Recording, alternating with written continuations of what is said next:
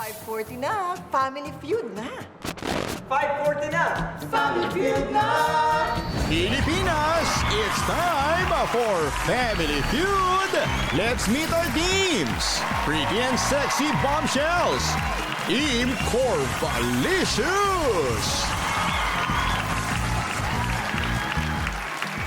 Mr. International 2025 hit list. Team Gorgeousness. Please welcome our host, ang ating kapuso, Ding Dong Dantes! Oh! What's up? What's up?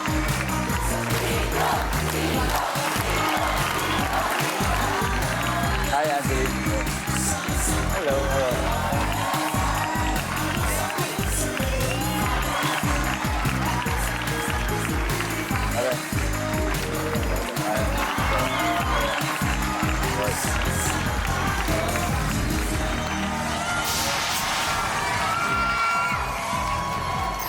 Magandang hapon, mga kapuso. Nakatutok man kayo sa telebisyon o nanonood sa inyong laptop, sa mga cellphone, ako panalo po ang inyong desisyon. Dahil simula na ng pinakamasayang family game show sa buong mundo, ito ang Family Feud. Malamig po ang panahon ngayon, pero dito sa studio, lalong umiinit. Kasi nga, we have the hottest streaming actresses and the handsome winners of Mr. International 2025 pageant. The team on my right, they're oozing with sexiness ang Team Corvalicious. Team captain po nila ay ang young actress from San Jose del Monte, Bulacan, si Angeline Aril. Hello, Angeline. Hello! Angeline, sino-sino makakasama mo sa team ngayon? Ito po ang nag-iisa naming RH, hindi yung alak na RH, kundi yung masarap na RH. Hey! Ito po si Zia, ang kabugera ng Pasay. Yay! At yung last po natin ay ang pinakabagong actress ng Mandaluyong. Hello, girls. Hello po! Alam niyo si Angeline, mahilig mag-gym at pilates, kaya syempre fit na fit. Yes Grabe. po, yes Paano ba nagwa-warm up? Paano bang ginagamit ang pagwa-warm up? Hindi, para sa game. At para syempre sa game. Paano ka nagwa-warm up sa game? Wait lang.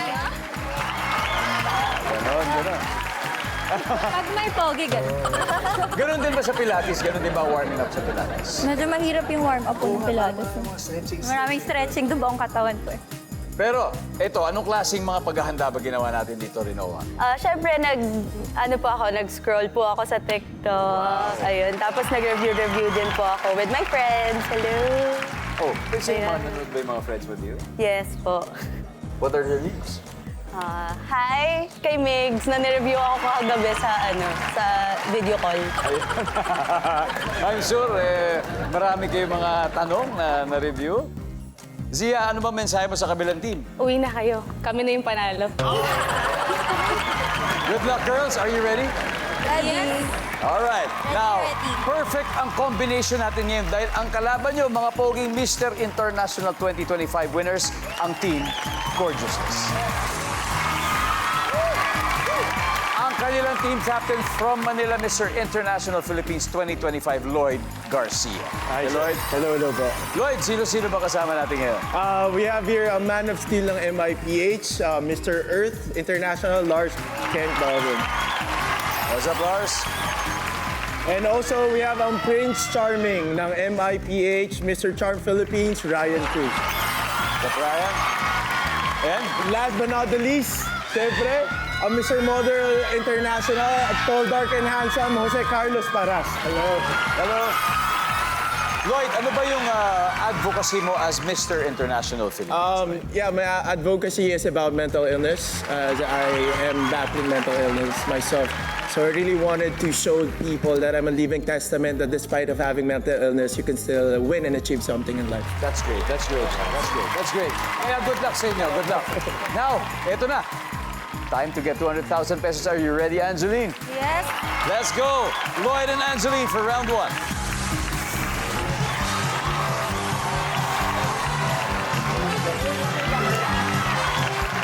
Good luck. Narito, unang tanong. Nag-survey kami ng 100 Pinoy. The top 6 answers are on the board. Anong pwedeng mangyari kapag maghapon kang nanood ng TV? Lloyd. Sasakit mata mo. Tama yan. Nasakit ang mata mo. Survey. Tama, sir. Lloyd, pass or play? Play. All right, let's play round 1. Balik na tayo. Lars, ano pwede mangyari kapag maghapon kang nanood ng TV? Tataba. Oh. Kasi siyempre, baka nakaupo ka lang, tapos may mga kung ano-anong snacks na kinakain, tataba. Ayan, wala. Ryan, ano pwede mangyari kapag maghapon kang nanood ng TV? Aantukin. Aantukin. Nandyan ba yan? Pwede. Ano pwede mangyari kapag maghapon kang nanood ng TV, JC? Kuya Dong, sasakit ang ulo. Nasakit ang ulo. Good answer. Agree ba kayo dyan? Nasakit daw ang ulo. Lloyd, we got 3 more. Pero kapag Family Feud ang pinapanood mo, pwede okay naman yan. 24 hours, wag naman. Ang pwede mangyari kapag maghapon ka nanood ng TV, Lloyd. Magugutom. Good answer! Good answer! Adel, pwede na kayo mag-usap-usap? Intervalicious. Lars, anong pwede mangyari kapag maghapon kang nanood ng TV? Mapupuyat. Mapupuyat, lalo na kung yung series na pinapanood. Paborito mo. Binge watch, nandiyan ba ang mapupuyat? Tama ka na, be. Ready na. Intervalicious Astrid, ano kaya pwede mangyari? Tatama din. Zia, ano kaya pwede mangyari? Tatama din. Tatama rin din. Suggestion naman for Angeline. Suggestion ko. Rino up, pwede mangyari kapag maghapon kang nanood ng TV. Gugutom. Magugutumin. Angeline, isang tamang sagot lang. Again, anong pwede mangyari kapag maghapon kang nanood ng TV? Pipitik yung ugat sa ulo. Wild! Wow, yun! Tama ako! Ipitik ang ugat sa ulo. At pag pumitik, siyempre sasakit. Hindi, iba-iba yung pumipitik yung ugat sa ulo. Iba-ibang kasi yun. Nandyan ba ang pagpitik ng ugat sa ulo?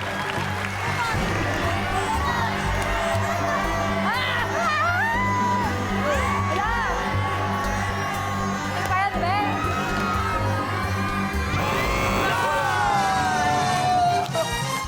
Ano tama sagot? Nakakuha agad ng 73 points ang Team Gorgeousness. Good, kailangan bumawi sa next round ng Team Curvilicious. Kaya kung ayaw niyong matambakan, gagalingan on the second round. But may sagot pa sa board na hindi nakukuha. Kaya eto na, ang studio audience. Sino gusto sumagot? Oh. Ano pangalan mo? My name is Kiki Rosales from Pasig City. Okay, so ano pwede mangyari kapag maghapon kang nanood ng TV? Mabobori. So mabobore ka. Nandiyan ba yan, mabobore? Wala.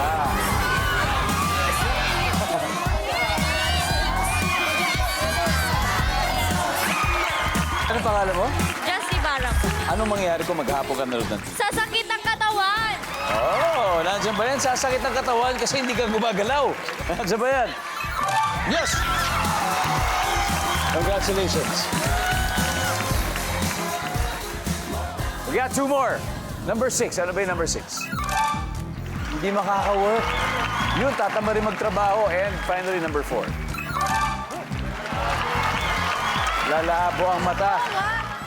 Hotness overload pa rin po dito sa Family Feud. Kasama natin ang Team Curvilicious na wala pang puntos. Ang Team Gorgeousness na may 73 points naman. Sila po nangunguna. 2 lang ang pwede mangyari sa round na ito. Lumaki ang lamang ng Team Gorgeousness o makahabol na ang Team Curvilicious. Kaya up next, ang young actress na si Rinoa at ang Mr. Earth International Philippines 2025 na si Lars. Let's play round 2.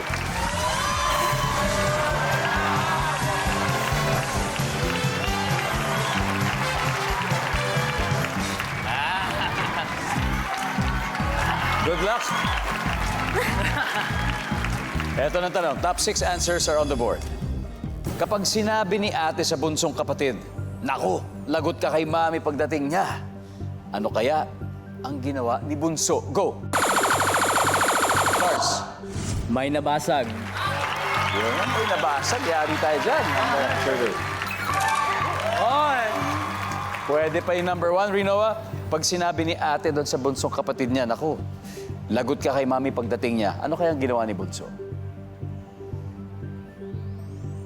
Late nakauwi. Umabot! Pwede naman. Nandiyan ba yan? Late na kauwi. Wala. Okay, Lars, pass or play? Play, of course! Let's go play this round. Come on. Come on. Ryan, pag sinabi ni ate sa bunsong kapatid, naku, lagot ka kay mami pagdating niya, ano kaya ang ginawa ni Bunso? Nangutang. Nangutang, kanino? Nangutang sa tindahan, hindi nakabayad ng utang. Tapos 3 years old yung bunso. Nangutang sa tindahan. Survey? Wala. JC, ano kaya nangyari? Sabi, naku, lagot ka kay mami pagdating niya, anong ginawa ni Bunso? Kuya Dong, tumakas ng bahay. Naglaro. Tapa-answer yan, tapa-answer yan. Medyo nangapit bahay siguro, no? Nandiyan ba yan, survey? Lloyd, pag sinabi ni ate doon sa bunsong kapatid niyan, naku, lagot ka kay mami pag-uwi. Hindi nakapagsaing. Survey! Wala. Girls, adal na kayo? Lars, ano kaya? Sabi ni ate sa bunsong kapatid, naku, lagot ka kay mama pag-uwi. Ano kaya yun? Late nakauwi? Oh! Counted ba yan? Sabi niya yun, late na kauwi, nasabi na yun. Still na. Astrid, may kapatid ka bang mas bata o may ate ka? Meron akong kapatid. May kapatid ka? Ilan kayo magkakapatid? 4. 4. So imagine, sabi ng ate sa bunsong kapatid, ikaw ba ay pang-ilan? Pangatlo. Pangatlo. Naku, lagot ka kay mami pagdating niya. Ano kaya ginawa ni Bunso? Kumupit ng pera. Umupit siya. Ano kaya ginawa? Naglakwat siya. Lumakwat siya. Rinoa? Di natulog ng tanghali. Tulog, naglaro. Ako, Angeline, again, ano kaya final answer? Sabi ni ate sa bunsong kapatid, naku, lagot ka kay mami pagdating niya. Ano kaya ginawa niya? Di natulog ng tanghali. Hindi tulog. Simple.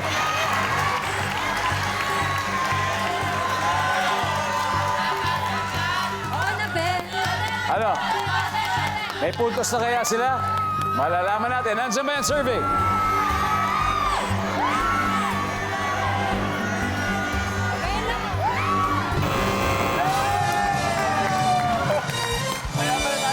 Wala pa rin. Hinabot ng Team Gorgeousness sa mga puntos. They now have 105 points.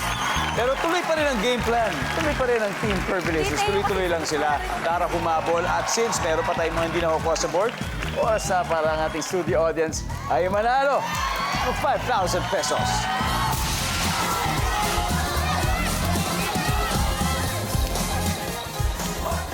Hello, my friend. How are you? I'm good. Wow, so many, are you in love? There's so many love all over you. Okay, ano pangalan mo?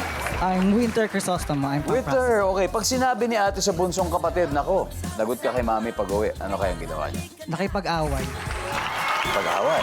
Kanino? sa kaibigan. Nandiyan ba ang nakipag-away? Go!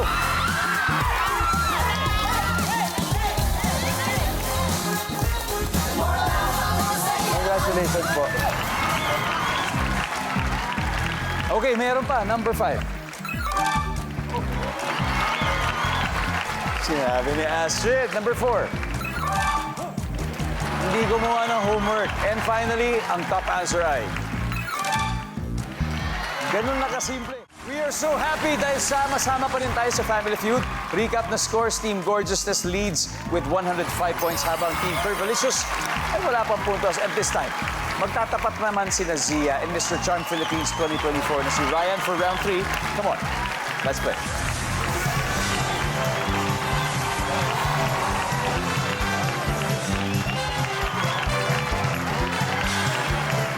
Good luck! Double points round na ito, top 6 answers ang hinahanap natin. Okay, matapos mag-selfie, ano ang pwede mong gawin sa picture? Ryan, Magpa-cute. magpa-cute.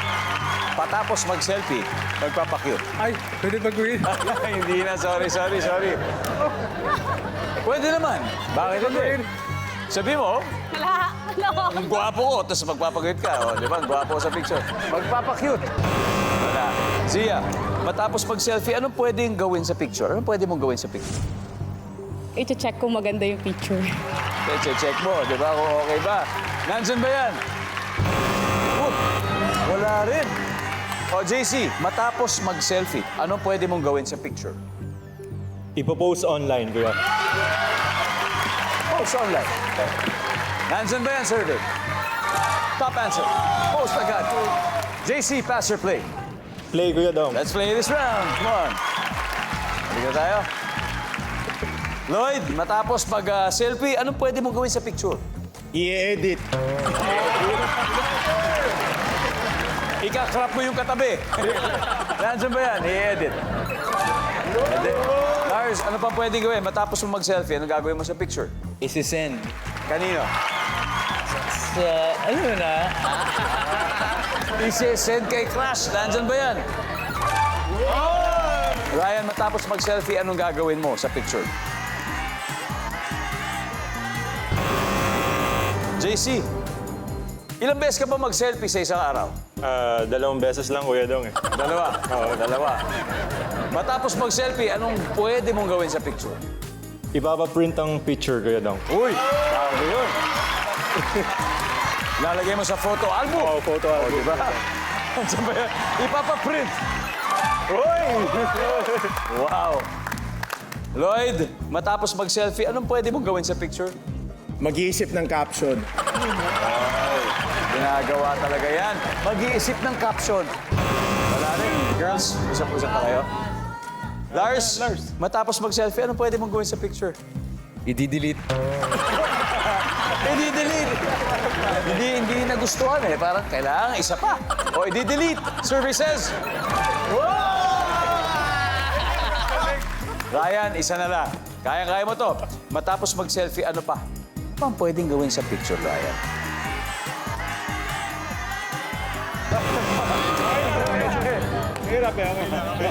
Astrid.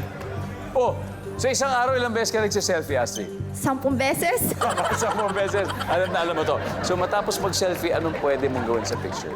Memories itatago ko sa phone ko. Itatago sa phone, Zia. After mo Memories. mag-selfie. Memories din. Save. Memories din. Pwede naman. Rino. Memories. Memories din. Ayan, ha? I'll go Oh, yung mahilig memories, sa memory. You go with memories, Angeli? yes. One for all sila. Ang sabi po nila ay isi-save sa memory bank. Para, siyempre, pagka oras na, popost na nila yan. O, isi-save nila. For the win of this round, survey says... Memories, ha? Grabe na, gusto niya sagot.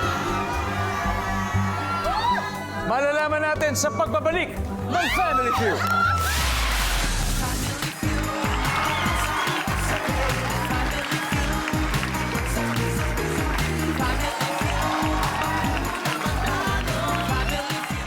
Salamat po for keeping it here on Family Feud. At salamat din sa supporters natin dyan sa Norzagaray, Bulacan, San Lorenzo, Guimaras, San Guillermo, Isabela, Liag-Ao, Iloilo, Salvador, Lanao del Norte, Tenebro, Cebu, and Bagbagin, Caloocan. Yan. Thank you po for watching us every day.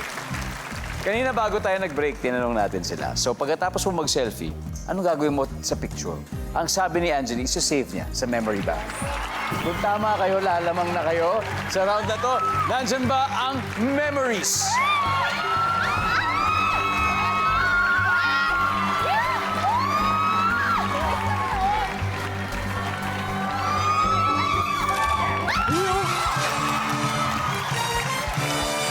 Sa wakas, after 3 rounds, nangunguna with 190 points ang Team Fergalicious. Team Gorgeousness, may 105 pa rin naman kayo. But do not lose hope dahil po pwede pang manalo ang kahit sino po sa inyo. Kaya ito na, maghaharap ng taga-Pangasinan na si Astrid at ang Mr. Model International Philippines na si JC. Let's play the final round.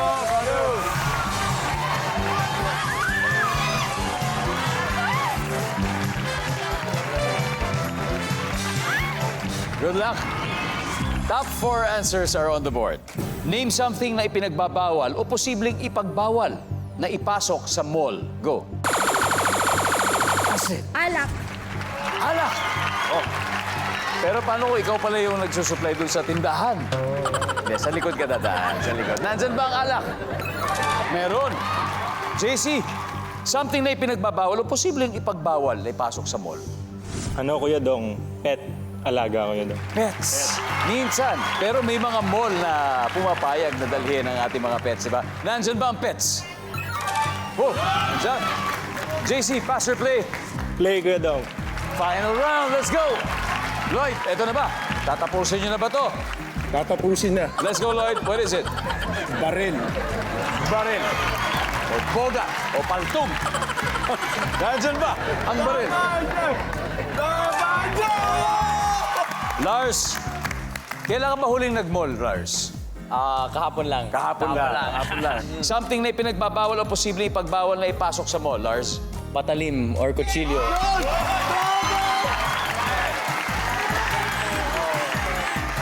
Sangayon ba kayo doon? Patalim o kutsilyo, bawat ba ipasok sa mall? Bawal. Tama. Tama. So, suko na? Hindi. Di ba? Hindi, hindi, Kaya pa to. hindi. Kaya pa to, guys. Kaya pa.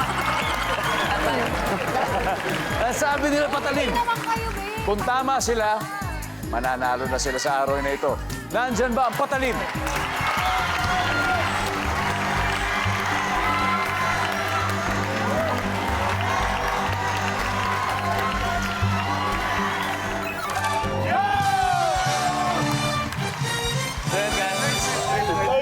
Ang final score, Team Gorgeous's 405 points, Team Curvilicious, it was a good and close game, 190 naman, Astrid.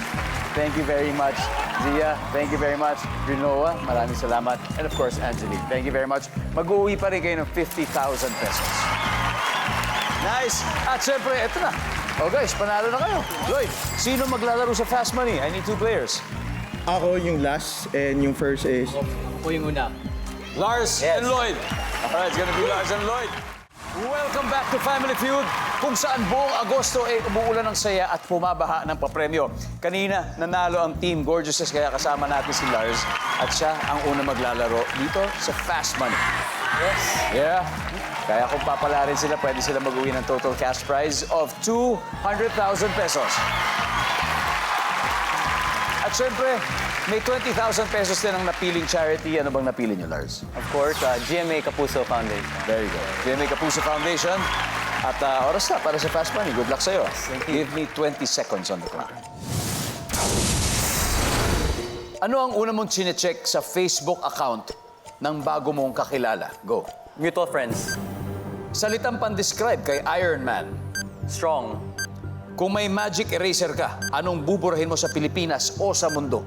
Kahirapan. Name something na nasa bulsa ng clown. Pass. On a scale of 1 to 10, 10 being the highest, gaano ka katinding magmahal?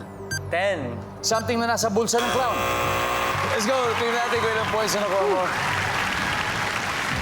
Okay. Unang chinecheck sa Facebook account ng bago mong kakilala, mutual friends.